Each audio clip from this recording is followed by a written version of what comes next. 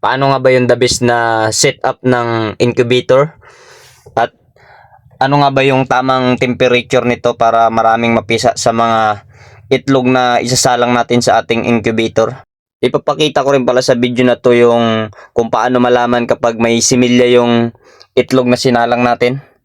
Kung may laman ba or wala. Yan. Ngayon sa video ito ay sasabihin ko sa inyo kung ano yung tamang setup dito. At kung ano yung mga dapat mong gawin kapag mag-i-incubate ka ng itlog. Ngayong araw pala ay may nagpasalang sa akin ng itlog ng itik. Yan. Dati ay nag-aalaga rin ako ng mga manok. Kaya may incubator ako. Tapos, yun, nagtaas naman yung mga presyo ng mga feeds. Kaya yun, naghinto ako sa pag-aalaga ng mga manok. Yung dati ko palang alaga is mga Rhode Island Red. Yan. Maganda negosyo yan yung Rhode Island Red, yung free-range chicken. Araw-araw siya nangingitlog ng brown egg. Yun. Yun yung siya sa kanan. Mga Rhode Island Red yan. Yung incubator rin pala ay maganda rin tong pagkakitaan. Dahil kahit konti lang yung effort mo dito. Bali kapag may magpapasalang lang, doon ka magkakaroon ng pera. Bali yung singil ko pala sa mga sumasalang dito ng itlog ng mga panabong nila, yung kahit ano-anong lahi lang dito yung sinasalang nila eh. May panabong, may mga Rhode Island Red. Yan. Bali yung singil ko sa kada isang itlog ay 10 piso yung deposit. Bali yung capacity pala ng ganitong incubator is 216 capacity. Yung sa seater niya, 216 yung kulay dilaw na yan, yung nilalagyan ng itlog. Tapos yung hatching niya naman, kasya dyan mga 150. Pero hindi naman sabay-sabay nagapisa yung itlog kaya okay lang yan. Ito nga pala yung incubator ko, bali 2 years na pala to sa akin. Na-order ko siya, yung presyo pala ng pakabili ko nito is 16,500. Yan. Maganda siya, mataas yung rate ng hatching niya. Bali mga 90% to 85% yan. Diyan tumatakbo yung hatching rate niya. Napakaganda ng nabili kong incubator na to kasi kahit nalubog na siya sa baha, gumagana pa rin. Yung lugar pala na nabilihan ko nito is dito sa Palawan. Sa Quezon yan. Maganda yung incubator nila dyan. Kaya kung gusto mo rin umorder ng ganito, mag-comment ka lang sa video na to para makita natin at makontak natin yung gumagawa ng incubator. Grabe sulit yung paggawa niya ng ganitong incubator. Napakatagal na to dito sa akin. Yan, ganito pala kapag gusto mo malaman kapag may similya yung itlog, ikukuhan mo lang siya sa ilaw. Yan, hindi gaano makita eh. Yan. Pag ganyan yung medyo maraming ugat-ugat na nagalabas, positive yung ganyan. Ibig sabihin niya may similya.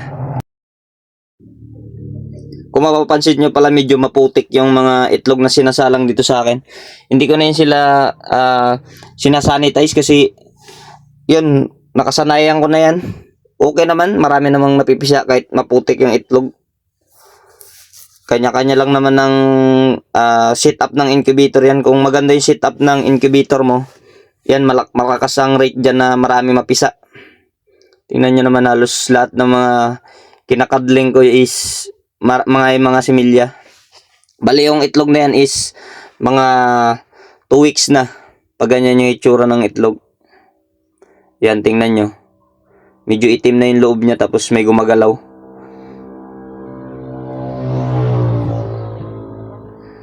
Tapos yung ganito namang itsura ng itlog, mga 3 days.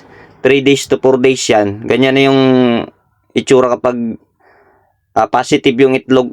Yun, tingnan nyo yung parang may itim, may pula sa pinakagitna. Tapos yung mga gilid niya, maraming ugat. Parang ugat ng kahoy. Ibig sabihin niya magandang kanyang sinyalis na malusog yung similya sa loob. Ayan o. 4 days old.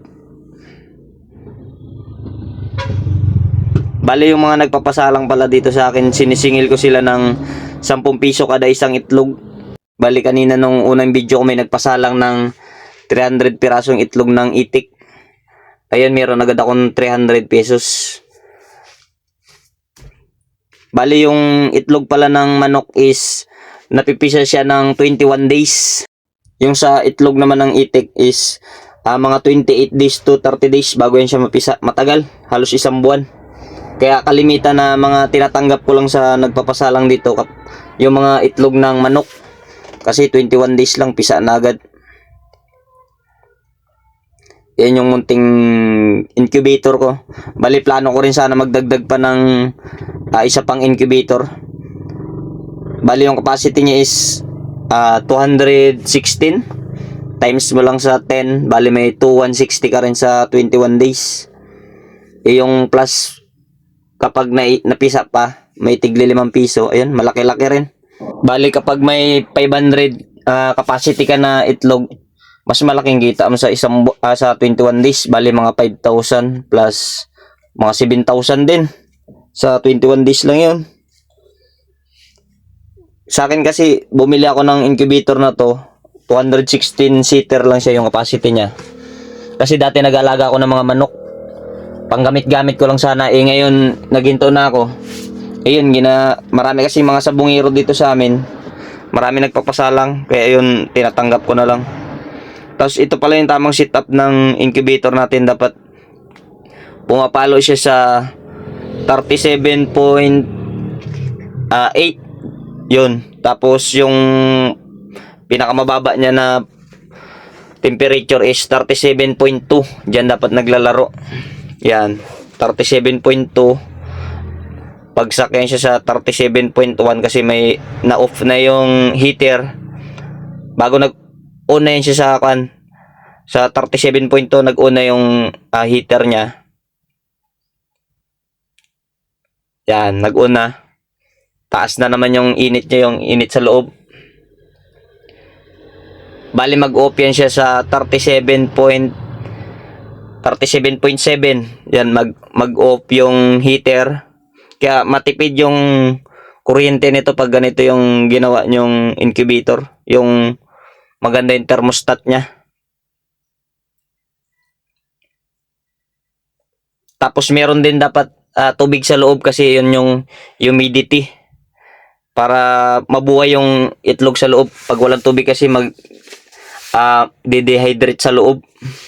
Kailangan kasi ng tubig sa loob ng moisture. Yan, 37.8. Bali mag-off na yung heater. Pababa na naman. Kaya medyo matipid yung ganitong setup.